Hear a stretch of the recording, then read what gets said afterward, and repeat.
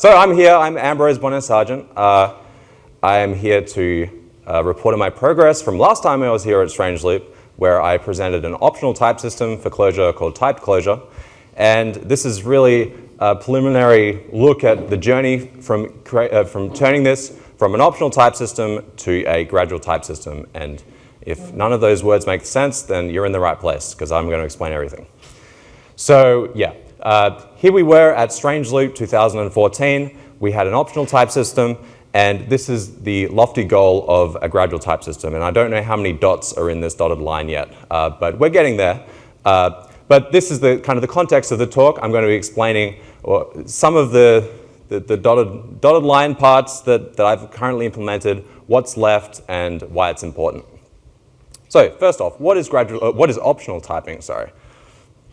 Well, I like to think of optional typing as combining these two worlds of untyped and typed lands. So you can understand an untyped compilation as kind of following this compilation pipeline. So in Clojure, we have a reader, and then an analyzer, and then an emitter. But basically, the point to get from this is that there is no type checker here. But in typed code, for example, in Typed Clojure, we have a deviation into the type system. So what is an optional type system? Well, optional types allow us to swap back and forth at will between these two worlds. And kind of as soon as we buy into this, we have a few intrinsic restrictions. One is that the runtime cannot depend on the output of type checking, because if it did, then we wouldn't be able to swap. If we swapped and then our program wouldn't run anymore, then that isn't really my definition of an optional type system.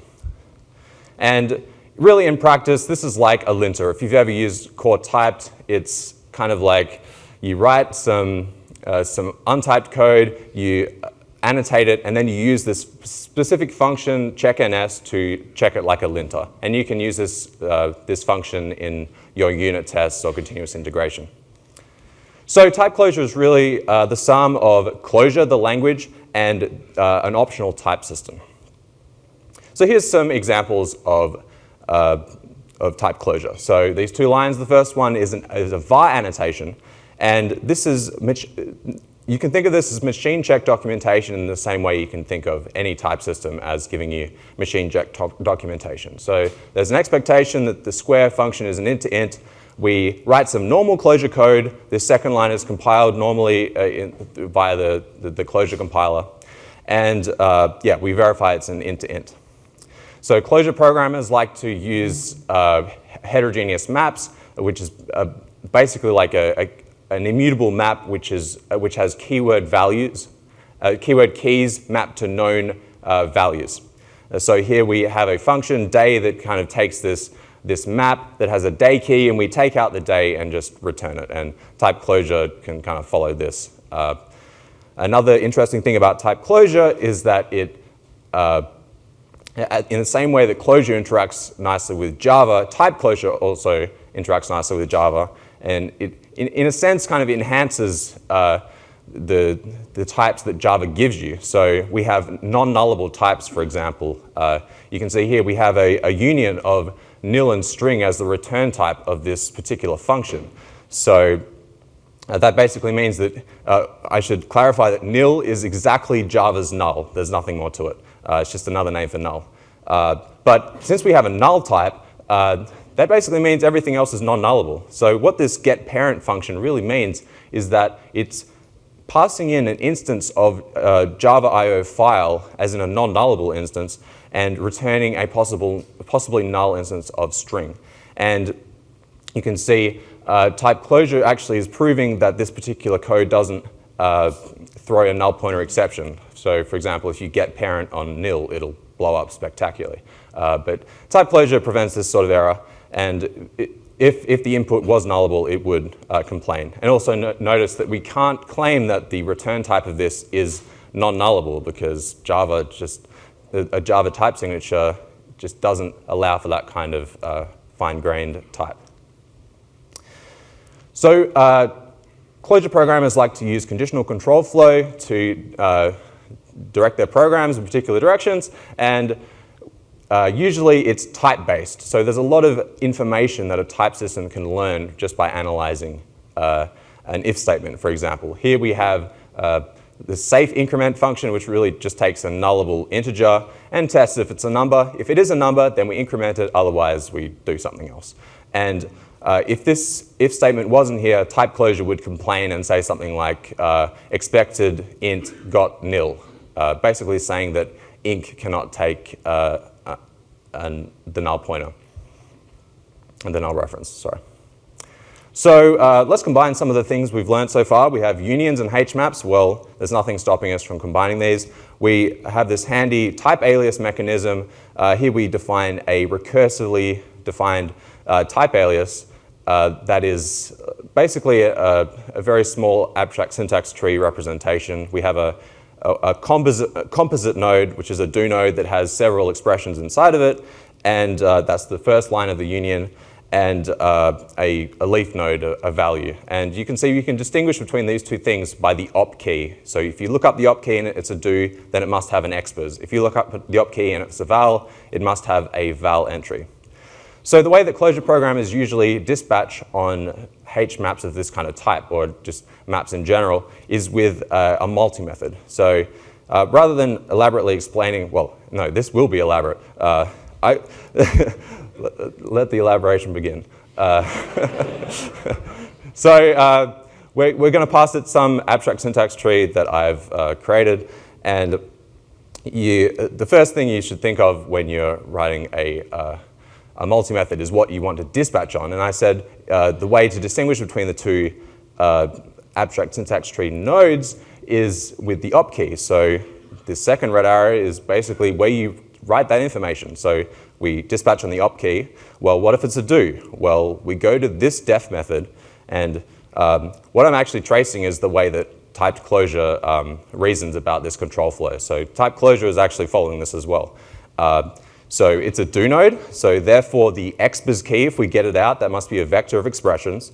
Therefore, if we sum the recursive calls of these expressions, then we can call map of f over this vector of expressions, and it'll all be well typed, and we get 42 because it's 30 plus 12.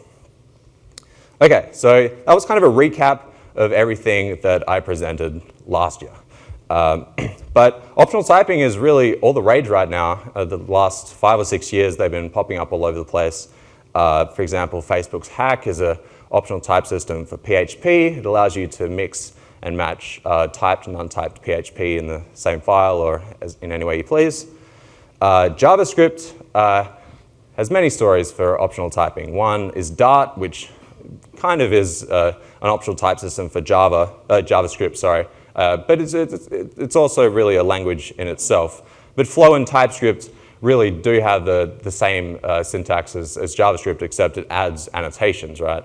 And TypeScript, it's recently moving in some pretty cool directions. It's adding union types and intersection types and this sort of flow control that I demonstrated before with conditional statements. And finally, MyPy is an optional type system for Python, which has contributed back to Python by inspiring it to add particular syntax for optional type annotations. So, for example, the 3 JavaScript optional type systems have different ways of annotating things, but if another optional type system was made for Python, it would use the same syntax. So, Typed Clojure in practice. I presented a use case last year, Circle CI. So they, in 2013, they started using Typed Clojure, and 2 years later, they gave me access to their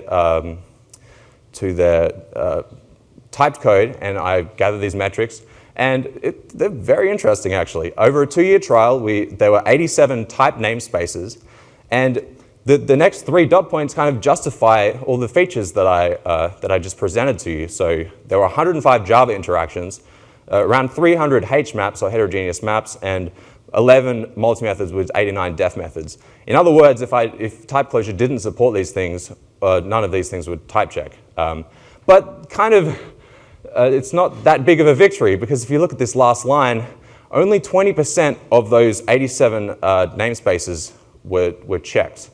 In other words, there were so many idioms that weren't supported by Typed Clojure that for one reason or another, the CircleCI devs decided to not type check particular functions because it was just taking too much effort. Excuse me. So I'll take questions at the end. Thank you. So yeah, about a month ago, they very politely emailed me and told me, hey, we're thinking of not using Typed Clojure anymore.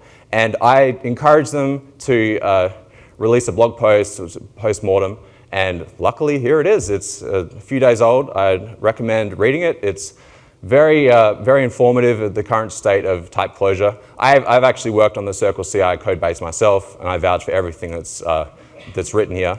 But in the interest of time, I'm going to distill the three main points in the post-mortem. One is that, oh my God, type checking is so slow. And yeah, I apologize for actually, I don't want to think about the hundreds of programmer hours I've wasted. I'm very sorry. But I made a decision in 2012 that it's kind of annoying having a REPL be in an inconsistent state if it's dealing with runtime values. Imagine if your REPL was in an inconsistent state at the runtime, but also at the compiled at the static type system level, right? So I was like, okay, let's completely rule out that case by every time you type check a namespace, wipe the entire slate clean, transitively and check everything. Two things. One thing, I've had very, very few complaints that core type gets in inconsistent states. The other thing is that if you have 86 namespaces, they will all be checked again. So there's some middle ground to be looked over. All right, so I kind of alluded to this second problem, this incomplete support for Clojure idioms, and kind of attribute it to the fact that 80% of that code was not type checked, which is bad. And there's this third point, which I brought up last year. I have seen third-party annotations floating around more than I had last year, so I kind of made an appeal to the good strange loopers in the audience if they could release their type annotations, and some of them did. But unfortunately, in CircleCI's case, every single third-party annotation they had was written by themselves. So in other words, they had to reverse engineer all of their dependencies, and that sucks. But for this talk, I'm just going to concentrate on the second point. This problem that we have 80% of code that's unchecked, and I'm assuming it's because of the incomplete support for Clojure idioms. So here's the pitch. There's this concept called gradual typing, and without many changes to the way that you would type check code right now, you could check the 80% that's left, not at compile time, but at runtime. And gradual typing also incorporates kind of these three ideas, that you can check things at compile time, you can check things at runtime, and you can also sanely mediate the interaction between these two worlds, or typed and untyped worlds. So what is gradual typing exactly? Well, in a sentence, gradual typing forces all code to respect static invariants, and I will show you an example right now. So here's a statically typed square function that we saw at the top of the show. It's an int-to-int function, and if you notice on the right, there's a type. Sorry, left. I practiced that. No, that was. I did say left in my practice. So we have two invocations, and lo and behold, they return the same answer. And this is great. If these return different answers, we'd be in trouble. So it gets interesting when we violate the static assumptions. So in typed code on the left, there's a static type error, and it actually tells you the point where it went wrong. And it's exactly right here. What happens on the untyped side? Well, we get this null pointer exception. Now, if my memory serves me correctly, I've gone to many conferences around the world and flailed like this and said, Typed Clojure prevents null pointer exceptions in typed code. What is happening here? Well, there's a stack trace that's the null pointer exception that ends in typed code. So this kind of reveals the way that we speak about soundness results in optional typing. We forget the rest of the world exists. We basically, yeah. So gradual typing doesn't do that. It embraces the world. It allows you to talk to typed code without this kind of threat of null pointer exceptions and bad things. So the only difference for this example, this is gradual typing, and on the right here we have an untyped namespace that is managed by the gradual type system, hypothetical gradual type system that Typed Clojure provides. And look, it gives you a nice error. This is a runtime error. And what's actually happening is that this kind of gold ring around the untyped code kind of signifies this language mediator that I was alluding to, which I will clarify. But basically, in this case, we're hijacking the compilation of the untyped code and this square nil here, and we are compiling it to something that will guarantee that it cannot violate the assumptions of the typed code. So here we're casting the argument to be an integer, but this is where it's going to fail. So before it, it's going to point exactly to that nil, and that cast was the reason why. So there's another interesting feature of gradual typing, and it kind of answered this weird question that optional typing provides is how much typed code do I have to write before I can prevent null pointer exceptions, for example? Does it all need to be typed? Can it be some of it untyped? Well, here's a scenario. So the top namespace, number 1, depends on 2 and 3, which depends on 4. So let's say we converted the top one to typed code. So can this interact with untyped code? Sure, it's dependent on 2 untyped things. So we saw before that, this is a problem. Null pointer exceptions will happen. So okay, well let's make it typed. Okay, can this? What happens here? Okay, well we're in the same situation, and oh god, we've typed the world. This isn't very sustainable.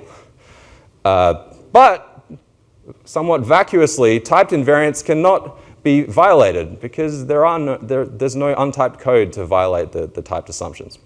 Gradual typing has this pretty cool feature where if we have the same situation, we have a language, we can kind of pick a point where we want to assert everything at runtime instead of arbitrarily picking how much untrusted or trusted code that we have. We instead use the language boundary for namespaces 2 and 3. We actually check at that point the interactions between typed and untyped. And the interesting thing is here, we're done.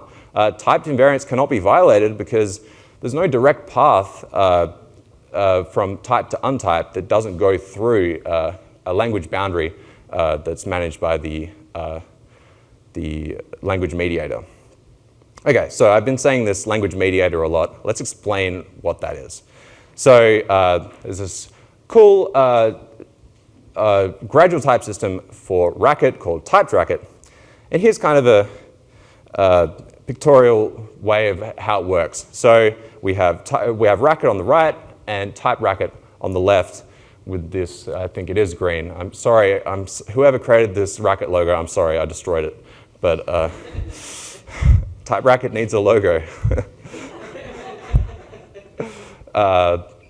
So there were 3 parties here actually. There's Typed Racket, Racket, and there's this line. Actually, the line is very important. It's yellow. It's the language boundary that I've been talking about. So you take Racket code, for example, you can, if you were typed Racket, you could say, give me some untyped code. So what's going to happen? The language boundary is going to wrap it in runtime checks such that the static invariants are upheld. So for example, the opposite direction, if Typed Racket wanted to export code, well, that also adds runtime checks. Actually, this direction isn't as intuitive. Why do we need, haven't we already checked this green blob, right? Isn't it type checks? Well, once we go in this direction, it's more that we don't want bad things getting in. Like, we don't want things that violate the invariants getting in. And the opposite, we don't trust the thing that's inside, so we don't want bad things getting out, or unsound things. So for Typed Racket, they have some justifications for why they use gradual typing. One of the main ones is that they have this suite of unsafe operations which segfault if you get it wrong. So if you rewrite your program and you're not quite sure if a particular invariant will be violated, well, you probably shouldn't use this unsafe operation. But it turns out if you use this language mediator, the holy line, then all of these optimizations are safe, because once you go over this way, once you cross to typed land, you can trust untyped code, and once you cross to untyped land, you're guaranteed that nothing bad can get in and cause a segfault. And there's this other notion of blame, which is basically a way to track error messages.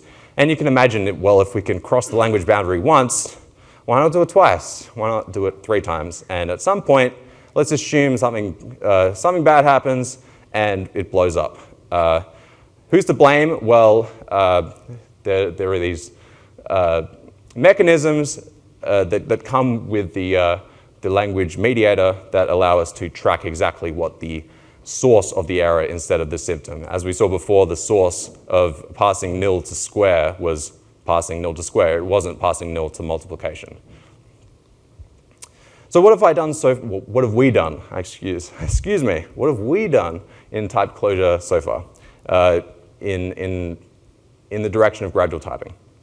Well, again, here we were in 2014. We had an optional type system, and we have been working towards gradual typing in that we are integrating more into the compiler. And here are 2 features that have been requested since 2012, and they're here. So one optimization that's kind of obvious is that, well, we have this static type checker. Why don't we use it to interact with the other type system in Clojure, type hints? Unfortunately, previously you've had to write both type hints and static types, even though it's so obvious which type hints need to be, well, it seems obvious to someone who's not a type checker, that these particular type hints are relevant in particular places. But also remember, it was an optional type system, so the runtime cannot depend on the type checker. So it's kind of didn't really fit. But now we're moving towards gradual typing, which is very much more integrated in the compilation process. It actually makes sense. And there's also a typed REPL, which looks like this. Basically what you do is you add a little bit of metadata to your type namespace, this core.typed keyword, and then you just use the REPL. And it's type checked, and you can see you've got an inferred type for this type, and if you pass nil to inc, for example, you get a static type error, and the form is then not evaluated. So basically a normal typed REPL that should have been there a long time ago. But I think the reason why this wasn't here is because nREPL, I won't blame it on nREPL. I'll say I didn't know that nREPL existed. But if you want to use this, download nREPL or Lineagen and put in this middleware, and you can have this typed REPL as well.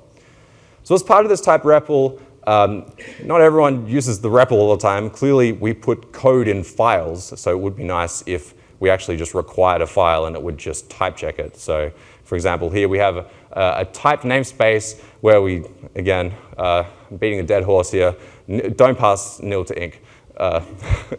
But if we require this namespace, we get a null pointer exception. And that's basically because we're not passing it to the type checker.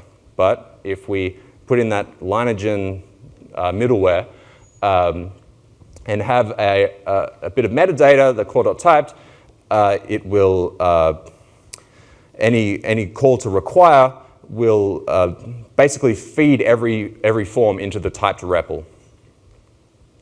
So I was talking before about transitively rechecking everything. Well, it turns out the way that this is implemented fixes this automatically, because the way it's implemented is basically it monkey patches clojure.cord/load.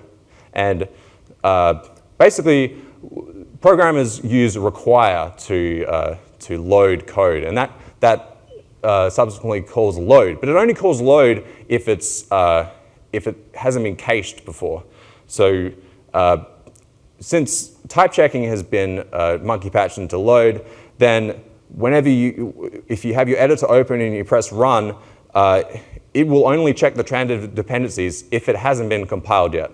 So in other words, what you were expecting in the first place. But we'll see how terrible having two levels of inconsistent REPLs are. But I really do like the current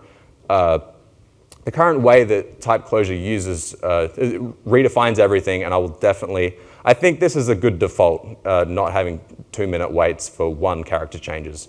Yeah, and I'll leave in the other one as an option. And we have this idea of type hints. As I said before, we're actually using static types to inform the Clojure compiler how to resolve type hints. And I'm just kind of showing off a bit here. You can see where we're getting the parent of a file, but really it's of type any, but then Typed Clojure figures out that it's an instance of file, right? So then it knows it's a method. Pretty trivial, but I thought it was kind of cool. Anyway, so what's next? We've seen the type REPL, automatic type hints. That's kind of what the last 6 months has given us. Here are some immediate problems with implementing gradual typing. So we have this idea of proxying, which I'll explain, and how to implement this holy yellow line in the middle, and both directions being just as effective as one another. So again, we saw the way that Racket uses the language mediator is that it wraps code in something. And that something is often a proxy. And a proxy allows you to basically intercept, if you were going to proxy some sort of object, you might want to intercept a method call, for example. You might want it to only return integers. So the problem with writing proxies in Clojure is that almost everything that we care about is declared final. So good luck subclassing it. Cannot inherit from final class. So this is a problem. And if you have any ideas, please let me know. I'd love to hear from you. But here's a good reason why you might want to use a proxy in a real situation. Say we have this protocol, which is like an interface that has a getX and getY, and it describes the methods of a point. Then we have a concrete implementation of a point that implements this getX and getY methods.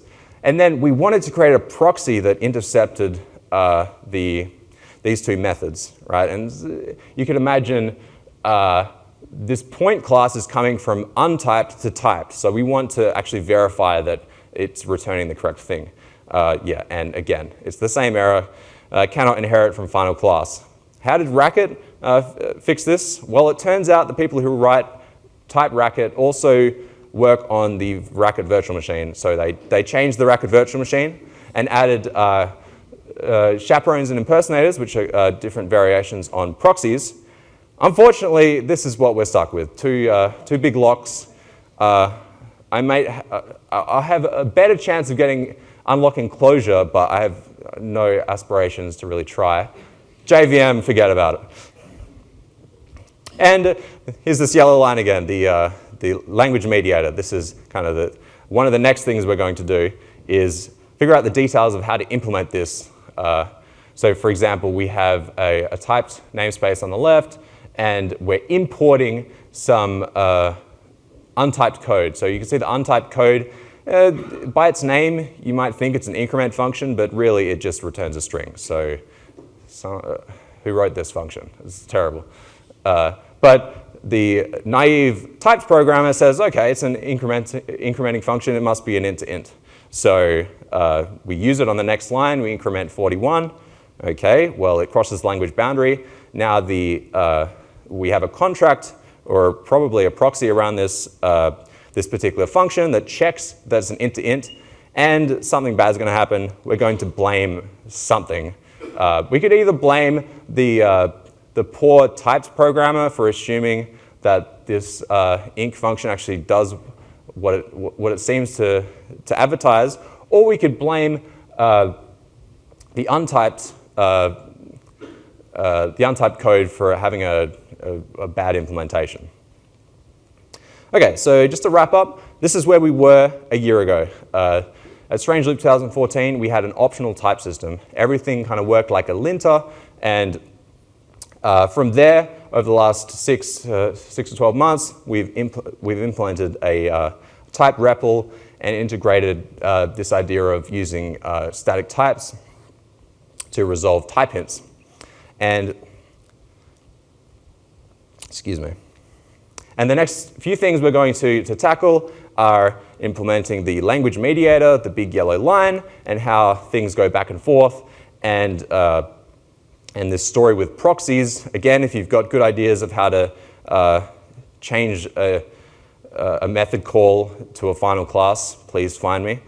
I think that's impossible, but the last time I said that about the JVM, someone shouted out, "Challenge accepted." Anyway, so this is the final goal, gradual typing for Clojure. It'll probably have its own set of trade-offs, which are interesting for gradual typing people. Kind of the goals are that it's intuitive to use for Clojure programmers, really. So I'd just like to conclude by thanking everyone who's here, and also thanking everyone who's supported me over the years with the crowdfunding I've been doing. It's really, I had a summer over in Australia, and it's one of the reasons why I'm back here is all your support, and it's great to be in the States, and thanks for listening.